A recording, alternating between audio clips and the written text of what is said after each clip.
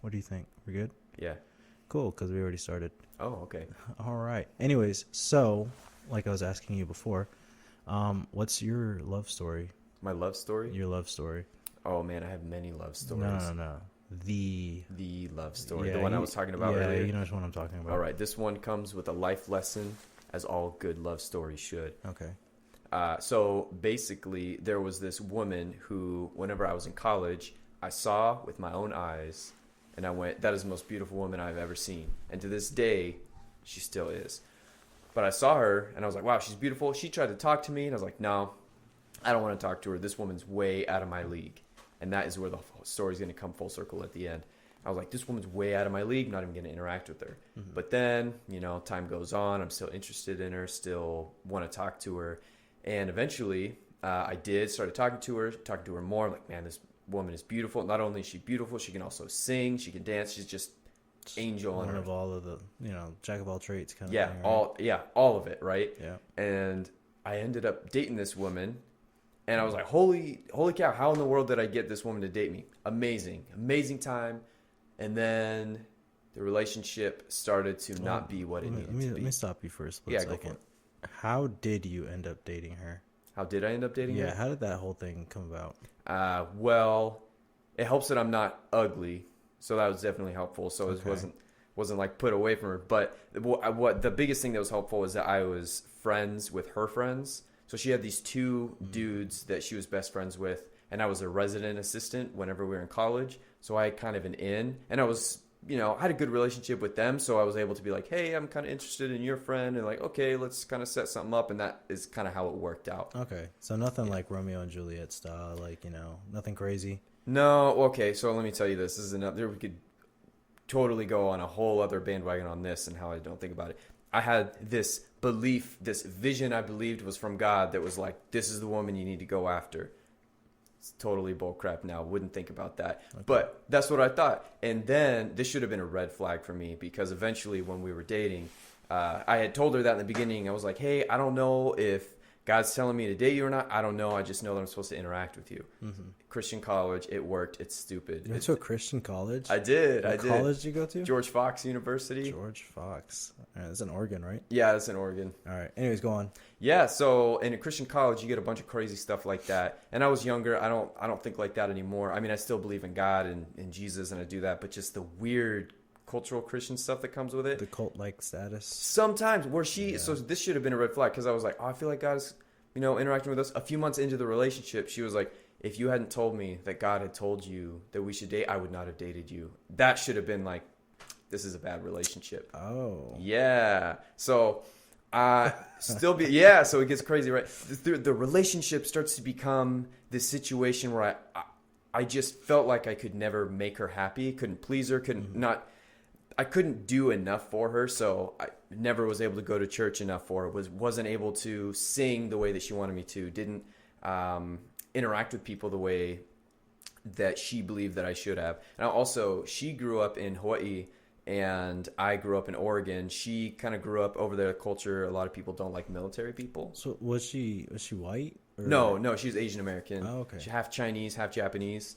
And so she grew up not really liking military folks, right? All right. She also got into the I like racial justice stuff. Mm-hmm. I think that stuff has value, and I think it's important, and I think there's a lot of good in it, but also there's some crazy ass people in those groups where it just becomes weird, and she was a part of that. And I got introduced to a lot of cool people, a lot of good things, but she definitely had the liberal education system teach her in ways that just was unhealthy. Okay. So when you say like she got into like the racial justice stuff, are you talking about like Black Lives Matters and all of it, right? All that stuff, which I think is important. There's value to it, right? Like I took a lot of the same classes that she did, and it was good, but still, me being a white dude and then being a military guy, and then I would classify myself. A lot of people say that like, oh, you're too liberal, Hunter, or you're too conservative, so I don't really know. But I'd say I'm kind of in the middle. I think liberal on some things, conservative on others. But for her, I was like radically conservative, and she just couldn't hack it. Really? You were radically conservative? Isn't that what you would want, though? I mean, if she's like... You would think, right? Like Christian? You would think, right? But it just wasn't. You know what you should have done? Just started like flipping the script on her every single time. Like, God told me that you shouldn't have done that. I wish I should You have. know, just- Honestly, it would have worked Yeah. in some weird She'd way. be like, what do you mean? It's like, God said you shouldn't have showered today. He talks to me directly every day. Yep. And you showered. Yep, I feel like in some capacity, it could have manipulated the situation. I mean, it's good that you did. I did not, but it's I good I that you could did. have. But yeah, no, I mean, hey, props to you, because Mm-hmm. I mean, me, whenever I get an opening, I like to take advantage of things just to see how far I can push it. But that's me, you know. Mm-hmm. Like my current girlfriend, I tell her all the time, I'm just like, yeah, you know, like I got hit on today. What are you gonna do about it? You know? Oh, yeah, she'd be like, "Oh, okay, maybe I'm gonna kiss you a little extra today." yeah. Well, I mean, it's usually not true. I kind of just talk shit just to see whatever she does. But like, Yeah, I think a lot of people do that on TikTok. You see those videos, or they're like, I saw this one where this guy had his phone up recording him and his girlfriend, and someone, fake texted him saying like, "Hey, babe, I'll see you later," and she's like, "Who's that? Who's texting you?" I think that stuff's crazy. I've seen a couple of videos where the guys are like, you know, play cheating or something like that, or like what they'll do is like they'll watch pornos and they just kind of like wait for the girl's reaction or something. They're just sitting in the car, just looking at their phone, smiling, minding their own business, just to like see what the girl does. And every single time they like snatch the phone out of their hands, and it's starting to like dawn on me that I think we have toxic culture in our like, you know, like whenever it comes to relationships with everything that's going on. Because I mean, like a lot of females nowadays, what they'll do is they'll sit there and like they'll play, what is it? They'll play the feminine card, but then at the same time they'll play the feminist card. So they'll play victim with certain things, and they'll expect other things with like, you know, like, all right, let me elaborate, because I don't know if it's like making any sense. So they'll say, hey, you know, like, you should treat me the same way. I want the same pay. I want this, that, and the third. I want equal rights. I want everything like that, right? I'm not taking anything away from that. I agree with that, right? Totally. You know, same pay for same people, right? Whatever. Like, I don't care if you're a guy, girl, trans, you know, if you have 3 legs or 2. I don't, like, and it makes no difference to me. You should get paid the same way, like the same amount. If you want to be treated like, you know, a lady, though, and then you're going to sit there and cry about feminists and, like, you know, start accusing guys of treating all women like trash, and then turn around and expect your guy to treat you like a princess, but then turn around and just be like, yeah, see, no guy treats me great, even though he does. You know, it's like, you know, are you having your cake and eating it too? Yeah. You know what that makes me think of? I was reading this book, The Art. What is it? Some kind of book about masculinity. I've read so many. The I can't Art of remember this War. one. No. The Art of War. That was a pretty good book. This one is, he said that one of the challenges that men and women face, and you could say particularly women in this case, is that they believe that the equality that exists in the workplace is the equality that applies to an interpersonal relationship with a man, and it's just not the case. You have to have that sexual tension where you have a masculine or a feminine energy. You could have a feminine man and a more masculine woman, or a more feminine woman and a masculine man, but you need that polarity. And so the absolute, like, equal everything, like, treatment, it just doesn't exist in like if you want to have like a intimate relationship, which I think is absurd, because if you actually look at it, even within men groups, there's always like a feminine, masculine kind of like culture to it. You know, you always have that alpha male who's always going to be like, yeah, no, I'd never do anything gay, right? And then you always have the more feminine side of the men who are less alpha in a sense, and then they'll just kind of treat everything like nice butt, bro. And you know, it's like they'll sit there and be way more comfortable about everything. They're a little more sexual than the alpha male is. They're way more like caring when it comes to treating, like, you know, taking care of their other friends and everything. So I mean, there's like, I think it's just like, you know, throughout the entire world. But when it comes down to the nitty gritty, man, I'm telling you, like, I think the movement got hijacked by what I would call culture terrorists. Oh, interesting. And they're kind of running away with it. But some people are just so scared to speak about it nowadays, right? Like they're just like, oh, well, you know, if I say anything, all this backlash is coming at me. I don't want to be labeled as, you know, like a racist or a bigot or a sexist or anything like that, right? And nowadays it's like, why do you care what they say? Well, because whenever they start, you know, throwing stuff out on the internet, whether it be true or not. Let's say they put it on Twitter, right? They start blasting you like, this person did this, that, and the third. This person said this about me. This person doesn't care about me. This person went out of his way to deliberately fuck my life over, right? Whether it's true or not, Twitter's going to get a hold of it, and all of a sudden your entire social career is destroyed. Ooh, and what happens with your social career, when that gets destroyed, then your public life and everything around it, like in your actual career, everything gets destroyed too. So it's like these guys are like hijacking, and then it explains why everybody's scared to stand up for themselves. But at the same time, it's ridiculous that nobody has, you know, and the few people that have, they get shut down immediately because that's exactly what they do to them. You know, they go after them through like social media. They go after them. All of a sudden you start getting these Me Too's, and a lot of them, believe it or not, are false, which is weird because, you know, you'd be like, why are you making all these false claims, right? And for the most part, a lot of the false claims usually stay like off to the side, and then the real ones will come forward and the media will take care of it.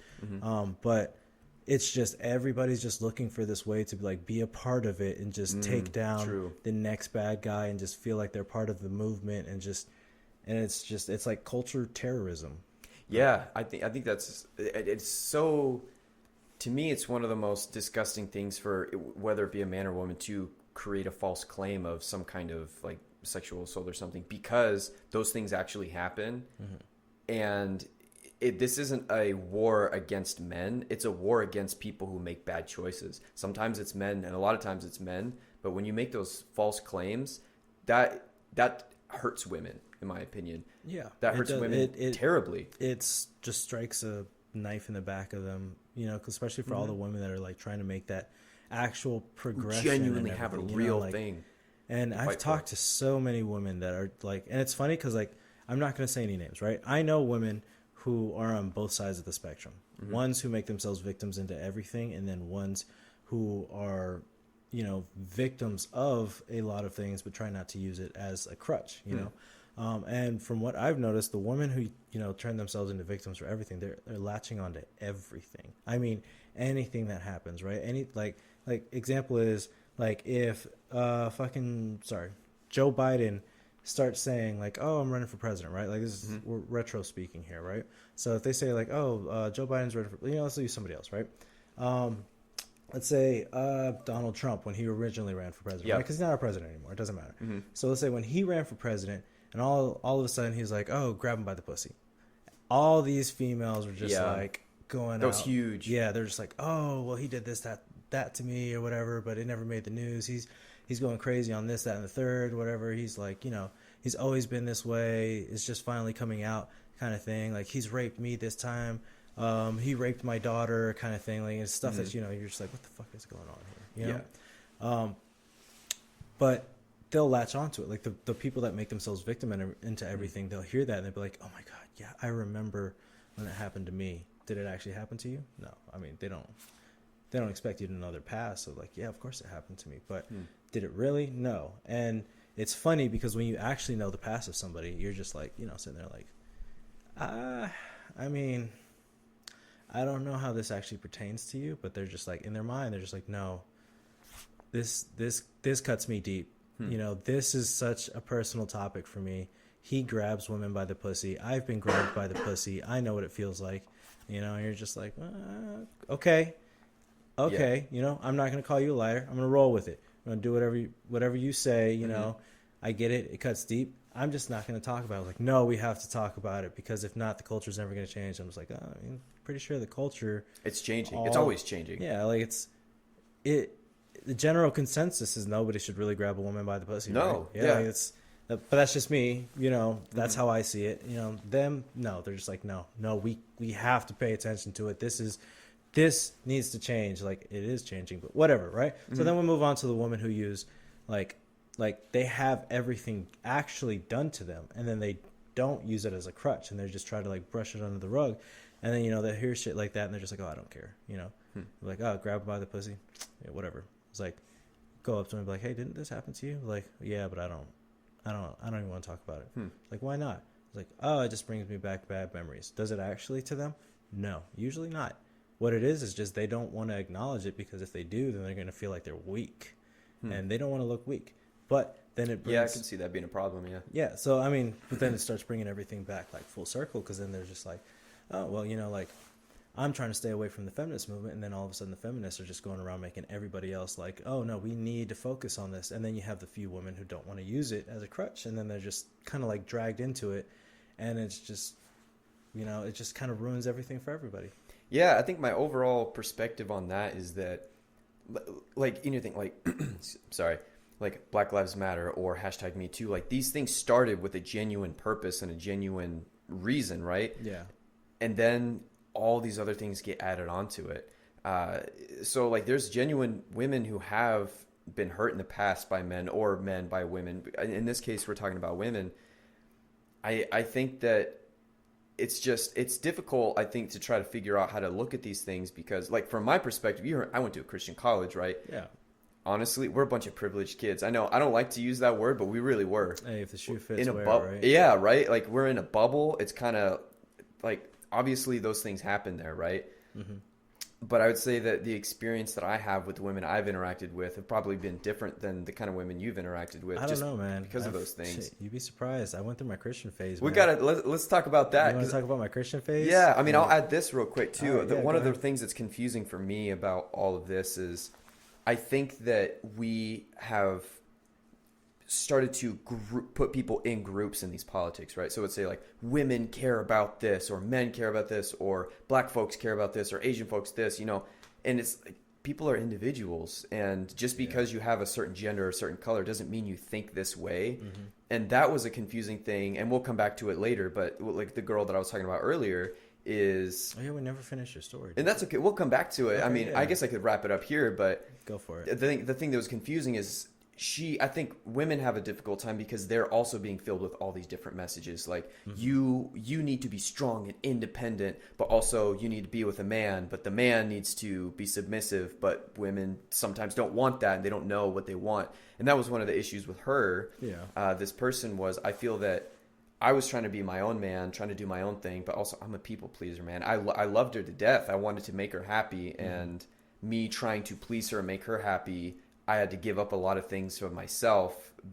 What I mean by that is I didn't want to go to her church. I wanted to go to mine. But if I didn't go to hers, then I wasn't doing it right, or the relationship wasn't right. Was there a difference between the denominations of your churches? It had nothing to do with that. Really what it was is the church that we went to was an hour and a half away, and we were college students, and we'd have to drive out there. And so I'm like, girl, I don't want to wake up at 5 or 6 in the morning to go to church on a Sunday. I just want to go here. Yeah. And then she would say, oh, how come you're not volunteering at church? I don't know. Maybe it's because I don't have a car and can't drive an hour and a half. Like, I want to go here. So, and she had like control issues, right? And like, God bless her, she's going to be successful. Great. I have no like hateful feelings towards her, but it just, our kind of dynamics didn't really work out. But she had control issues, and I remember at one point she was like, I think I want to leave the church because of reasons. And I was like, cool, let's do it. And the moment I started to get traction on that, she took it away. And she's like, actually, no, like, I think I'm going to stay. And then made me feel like a bad guy for that. Mm-hmm. Basically, the whole story, we could talk about that for hours and all the little details. But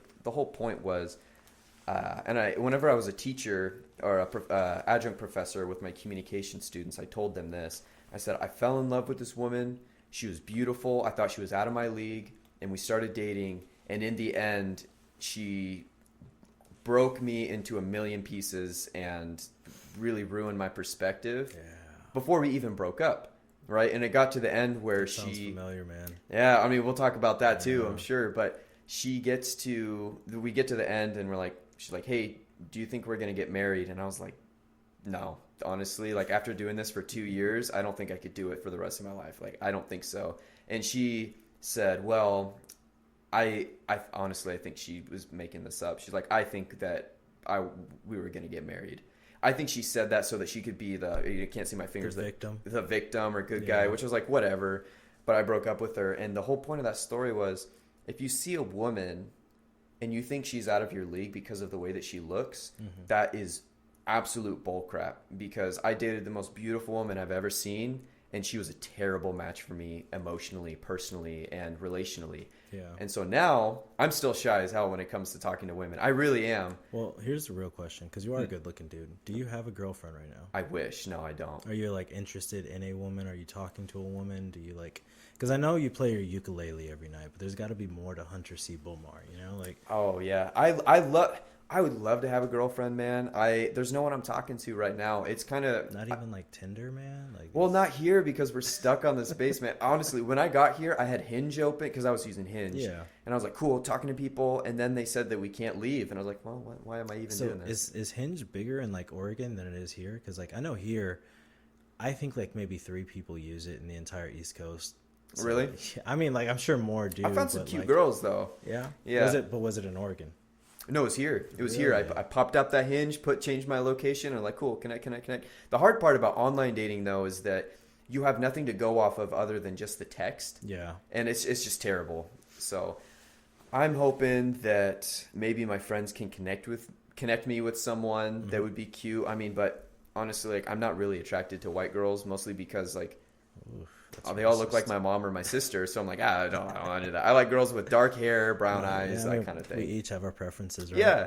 Yeah, I mean, me personally, like I've got a girlfriend, so you know that's my type. Whatever she is my type. So, Yeah, that's the way to go. I'm though, not right? denying any of that. Like I'm happy with her. I don't want anybody else. If it works out, it works out. If not, then I'll try again. But you know, I have dated just about like every race you can imagine, or a majority of them. You know, like I've gone from Indian to Polynesian to Middle Eastern to African to European. I wish I could have gotten a French woman though. I'll say that. A French woman. French. Oh, that could be any race. So that. Well, yeah. Well, I yeah. mean, it's just generally white, so I can't really Yeah. like say that because it's it's more geological or geographical than anything. But yeah, like skin color wise, like cultural wise, I've dated a lot of women, and it makes me sound like a hoe. I know, but it is what it is. It's funny though because, and this is funny, kind of like tying into your story about like how beautiful woman that you thought was way out of your league or whatever. I mentioned the fact that I was like on and off with a relationship for like the last 12 years. You did earlier today, yeah. When Yes. we were gonna go get our haircuts. So I mean, same thing, beautiful, like completely beautiful woman, like hands down to this day. I still think she's the most beautiful woman I've ever met, other than my girlfriend. Oh yeah, absolutely. Oh, she's absolutely. the most beautiful woman you've ever seen. Yeah, absolutely. Right. But that's what I'm saying. Like, like growing up and everything, it was Yeah, just like, yeah, that I was my understand. standard of beauty and everything. And I thought for sure I was going to marry her. I waited around for 12 years, granted on and off, there was times where she wanted me and I didn't want her. And there was times where I wanted her and she didn't want me. And the older we got, the more I started realizing that, the woman that I had fell in love with when I was younger, I didn't know her anymore. Because, people change with time, like things happen.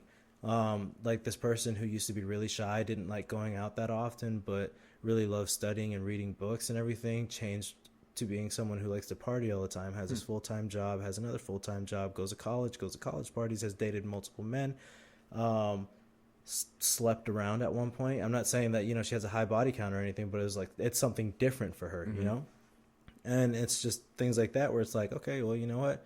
We all change. I didn't care, right? I was like, I still love this woman.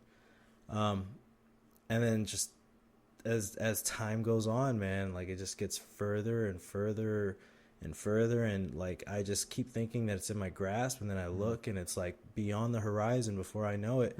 And I remember the last thing that happened was I had done something that made it really hard for her to kind of come to terms with. And, it's my fault. I'll admit it, but I did it for good reasons. And she had kind of, I guess, drawn the line at that point. So when the next time it came for like me to see her and like spend time with her, she's kind of ghosted me again, and this, it's a on and off thing. It's happened time and time again. But when she did it this time, I realized I was like, this was it. There's just nothing else I can do. Because if if I keep trying, if I go after her again, this is just going to be repetition. You know, it's just a cycle it's over just and going to over go again. over and over again. And then like I'm 29, man, and we had made this pact when we were younger, like if we're not married by 30, you know. Oh, and you're getting Yeah, there. and Yeah. I'm getting there, but even though we had made that pact, you know, like as time went on, I'd asked her, you know, like a few years went by, I'd asked her, I'd be like, hey, so is this still like a real thing, or are you just shit talking? You know, she was like, it's like, oh no, it's a real thing, but it's when I turn 30, not when you turn 30. And she's only like a year younger than me, Oh, so okay. it's not a big deal. I was right? gonna say like, oh, that's convenient. Yeah, and I was like, whatever. So I was like, I can deal with that, Mm-hmm. right? A couple more years go by, and I ask her again. I was like, hey, you know, like, are you still up for this? And she's like, oh yeah, I used to say that to all these guys, you know. Oh. And I'm just like, okay. But she was like, oh no, but I really meant it with you. I'm just like, all right, you know. And at that point, you're just like, is it even serious to you? You know, like this person that I had like always held in such high regard. I just, you know, it just kept going further. Like the relationship just kept drifting further and further away, man. And it's hard watching somebody change over 12 years, not in a negative way, you know, like she's changing the way that she needs to, and how she can mature as a woman and then live her best life, you know. But watching them change in a way that like they start to realize that they don't need you, and here you are thinking I need you, right? But and it's so ironic for me to say that, because throughout those 12 years, right, you know, I did so much to show her that I didn't need her, even though I always felt like I did, right? Because I had dated other women, I'd gone and done so much different things. Like I joined the army, you know, it's like everything, you know, she didn't want me to do, I would just end up doing it. But I did it out of rebellion, because every time she would show me something that, you know, like she didn't need me, I rebelled. And so I'd show her something like, hey, I don't need you, and I would do something else. And things just got so drastic and toxic between us that we didn't even realize it. And I think like the feelings will always be there. You will always love somebody that you fell in love with, right? Yeah. And, you know, as much as it pains you to say it, but, well, it pains me to say it, like, yeah, like I think I will always love her, but that does not mean that I'm in love with her anymore. You know, it's just the sole fact that like she's dug 12 years worth of a hole in my heart, that, you know, she's going to be there. It's hard to dig out of that. Exactly. And now I'm like, hey, like, screw this, dude. I want somebody that cares about me. And so here I am with my current girlfriend. My girlfriend loves me, right? And she tells me every day. She doesn't give me a reason to not believe that she loves me. So I just keep doing what I got to do. And I will say this though, it's kind of hard for me because I'm not used to it. Right. I'm used to, now I'm not a swinger by any means, you know, like I don't like going around from like relationship to relationship, or just like, you know, sleeping around. But one of the things that I would do when I was, you know, on and off with girl number one, I guess, yeah, we'll go with that. Girl number one behind the door was I would rebel in a way that I would just go around and I'd sleep with another woman. And it wasn't frequently, it wasn't like a million women, right? Don't get me wrong. Like my body count's not that high, at least relatively speaking, you know, like to some people it might be high. But that was just one thing that I did. So, I mean, now here I am with like my current girlfriend. I'm just like, man, like this is new. You're not giving me any reason to go do something bad. You know, it's like you're not giving me a reason. Yeah, no, it's a great thing, right? But like she's not giving me any reason to like hate her, you know, and it's like, or rebel or do something different or just give up on the relationship, because I'd only had one relationship last me about a year.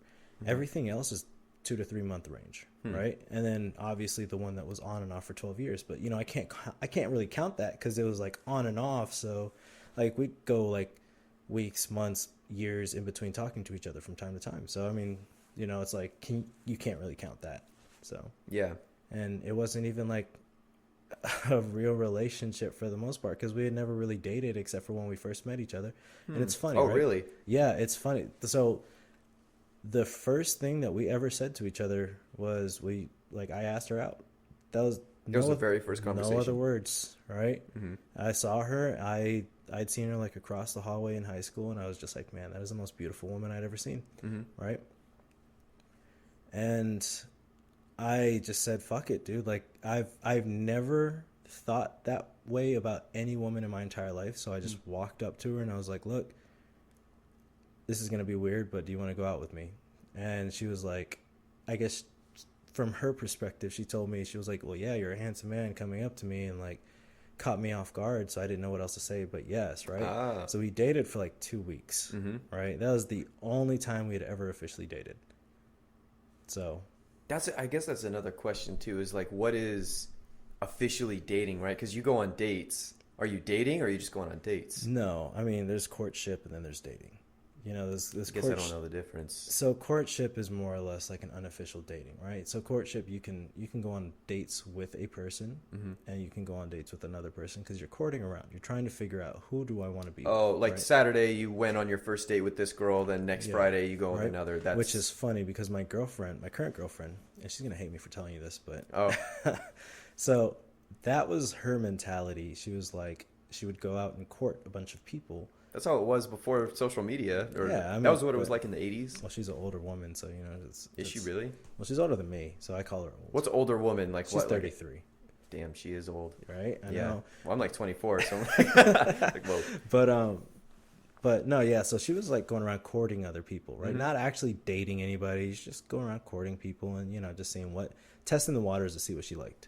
So when we first started dating, I had just been like, I was like, you know, screw it. Like, I like this woman. I don't want any other guy to have an opportunity to ask her out. So I was like, fuck it, I'll ask her out. So I asked her out. She was like, yeah. And then I don't know, she was like, well, that's a good thing that you asked me out because I was about to start hanging out with all these different guys and doing this, that, and the third or whatever. Not actually sleeping around or anything. And I trust her for, like, you know, when she said she wasn't planning on sleeping with any of them, I believe her because she wasn't planning on sleeping with me. You know, it was just literally hanging out and just testing the waters, right? So she was going around courting all these people, and then after we had started dating for about a week, she was still hanging out with them, and that's where I started having a problem, right? And that was the only issue that I had with this woman this entire fucking time. So we were like, you know, like a week goes by, she's still doing it. I'm like, let me give it another week, right? If it's still going on, and she doesn't stop or want to slow down or anything like that, I don't need this relationship. So another week goes by, she starts doing the same thing, like keeps doing the same thing, right?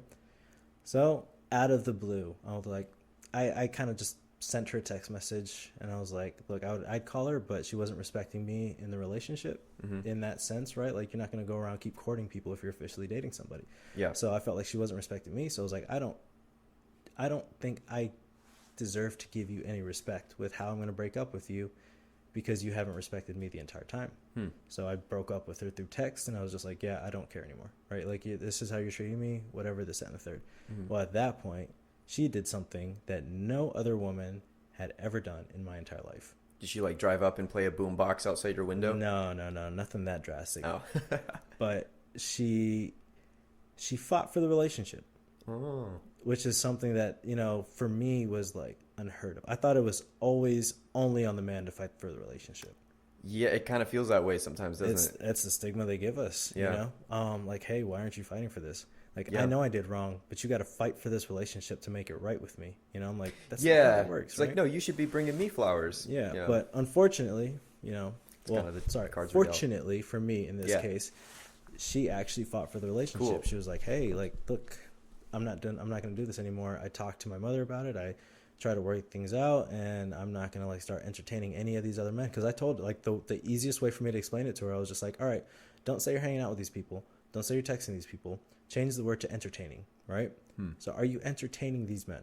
And she was like, well, no, I mean, if you say it that way, it just sounds so bad. And I'm just like, that's because that's exactly what it is. That's what it is. You know, like, you are entertaining these men. You're out here entertaining them by texting them. You're entertaining them by hanging out with them. You're giving them opportunities to steal a kiss without your permission. You're giving them opportunities to do things, you know, and sweep you off your feet. Now here I am, your boyfriend. I've already like worked to, you know, get to this point in the relationship, and you're just giving these guys opportunities to steal it away from me. So why would I want to be with somebody who's not going to respect me in that aspect? Yeah. But she understood that. So she fixed it. She changed her ways. That's and cool. She was like, hey, I'm not going to do this anymore. Right. Yeah. So props to her. I'm still with her. You know, I'm happy with her. So yeah, that's just me. Dang. And you've been dating for how long? Not long at all. So explain to me. It's only been like about let's see. We're coming up on a month and a half.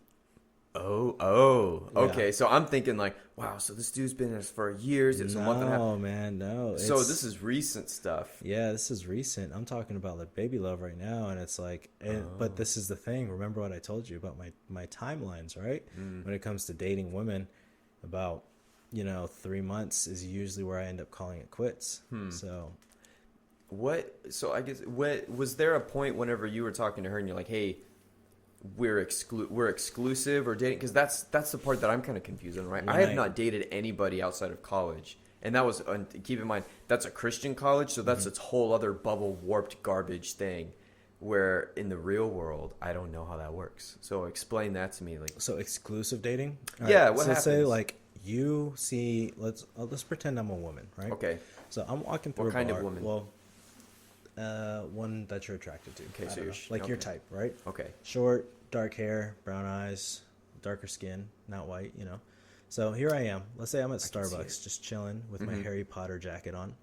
Oh, you got me. Yeah, There it is. Right there, right? Harry Potter jacket, watching Star Wars on my phone. Episode 4, the nostalgia, right? Oh, episode 4? Episode 4. It doesn't, yeah. Right? Boom. There it So you is. see me and you're just like, wow, like, I want that woman. She's beautiful. She likes all the stuff I like. This would be a great relationship, right? So you go up to me and you're just like, hey, can I take you on a date? And I'm like, yeah, sure, right? Take me on a date. And so you go on date 1. You're like, wow, that was pretty good. You go on date 2. Like, wow, it was really good. Like things are really starting to click between us. Okay. You go on date 3. And you're just like, man, like I really want to move forward with this woman. Like, I want to keep seeing her, and you think you're getting the same vibes.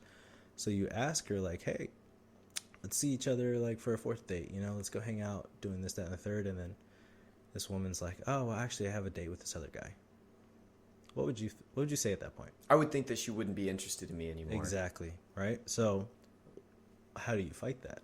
So you tell her like, hey, do you want to exclusively date me? Do you want to be dating me and only me? Because you're at that point where you're like, hey, I just want to date you. But this is how I feel. Now here's the trick though, all right? And it's funny because it's going to bring me into another topic that I've talked about so many times with so many people. Then let's do it. And it's funny because I got my girlfriend with this too. All right, so it's you think you're at a certain point in the relationship, right? That's how you view the relationship, and you're just like, oh, we're perfect together. We're at a great spot. I really feel like we can move forward. You got to have your DTR. Yeah, right? And then they don't feel the same way. So at that point, even if you felt that way before, right? If you thought that this was perfect, if they don't feel the same way and you're at that state, do you wait around for them to catch up, or do you give up on the relationship? I guess that depends, right? Exactly, right? So the reason I'm saying this is because what happens when a guy proposes to a woman and she says no? So if a guy proposes to a woman, in his mind, he's thinking, our relationship is here. I feel like we're already married and I'm just trying to solidify it. But if the woman says no, that means the woman doesn't feel the same way. So is it bad for a guy to break up with a woman if he proposes and she says no? It depends. It does depend, but here's my perspective on it, right? Okay. So I don't think it's bad at all, because what happens is if I already believe that we're here and you believe that we're here, right? Like, and it's just different levels, right? Yeah. So if I believe we're at like this level and you believe we're like much lower than that, and I have to wait around for you to catch up, then what happens if I end up thinking that we're at a much higher level later on? No matter what, because you're going to keep increasing. Exactly. I'm always going to be at a higher level than you, at least with our relationship. And sure, there might be a cap out, but why do I have to wait around for you to get to that same spot when I thought we were there together already? Yeah. And now all of a sudden I'm over here like struggling trying to hold this relationship together, because in my head I'm just like, this woman's never going to love me the way I love her. But in reality she does love him. She loves him, the way that she should. She just doesn't see the relationship in the same spot. So that's why it's subjective. Like, is it okay to stay with a woman after you get turned down for marriage? Yeah, for most men, if that's how they feel the relationship, like, okay, maybe I just asked too soon, right? If they're okay with that, then fine, right? And it has nothing to do with confidence or anything like that. It's just how they view the relationship. But for me, if I ask a woman to marry me, I have an innate fear of proposal. Like, so if I'm proposing, you better believe that means I think we're already at that stage. And if you turn me down, I'm not going to stay with you because I'm not going to wait for you to try to catch up. Yeah, well, I mean, tell me, maybe we just didn't touch on this part, but I feel that a lot of men believe. I've seen men who are like, "Oh, I'm gonna go propose to my girlfriend." It's like, well, did you talk to him about it first, or where they're at? They're Yeah, like, "Oh, well, no." that's true. You definitely have to Gotta have do those that. conversations. At that point, I'd say it's the dude's fault. It's like, Yeah, you've only been dating for 3 months. I mean, there's also times where girls will drop hints of marriage and like wanting to be together and everything, and then somebody else will show up out of the blue, just start entertaining them, and then their thoughts of marriage kind of go out the window. But here you are, just ready to propose.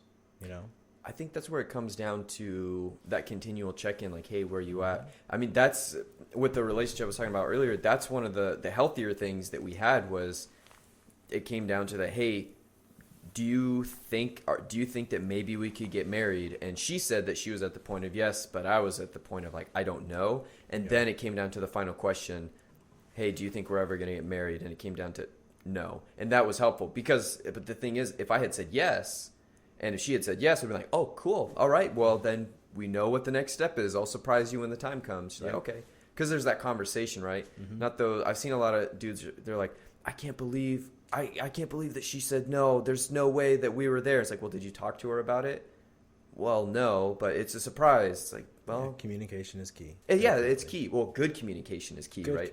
And I mean, technically, any communication is good. Did somebody knock at the door? Well, it is about time for us to call it quits, anyways. Okay. Yeah. Well, it's been fun talking to you, Hunter Bomar. All right, it's been good talking to you too. All right, man. Take it easy.